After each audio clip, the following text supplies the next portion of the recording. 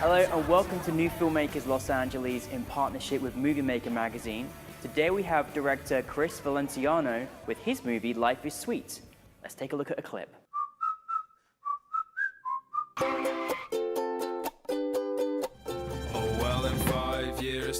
So, what are you saving up for? I'm moving to New York in a week, actually. What's in New York? Anything else? I just moved here. Why? They don't have ice cream trucks in Alaska? What are you doing right now? I wanted to show you something. Before you go, you should really get to know the place that you've known your whole life. You might just prove me wrong.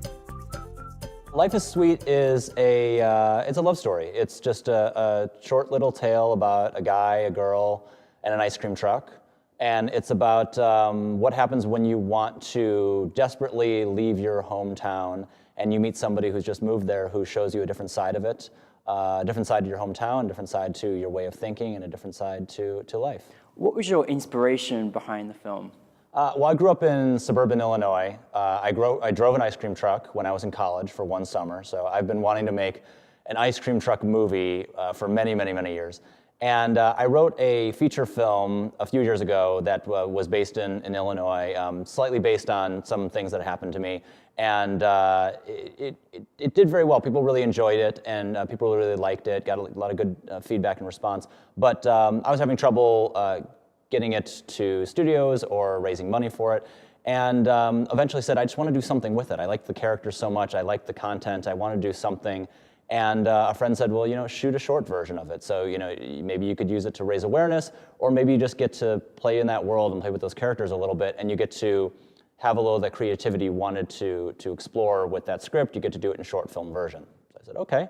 And wrote up a short film version of it, and a couple months later we were shooting it, and now here it is. You have very distinctive colors in the film. How important was the cinematography for your movie? The cinematography was very important. I wanted the movie to be very, very bright and cheerful.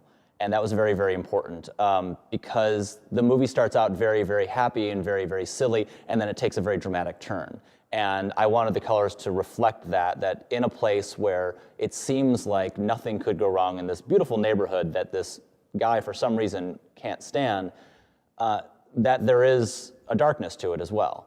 And Terrence Stewart shot the film. He did a very, very good job. We had a beautiful location. We had beautiful weather. But he really made the photography look really, really, really good and made everything stand out. And then my colorist, Chris Visser, came in and he made the colors pop like crazy.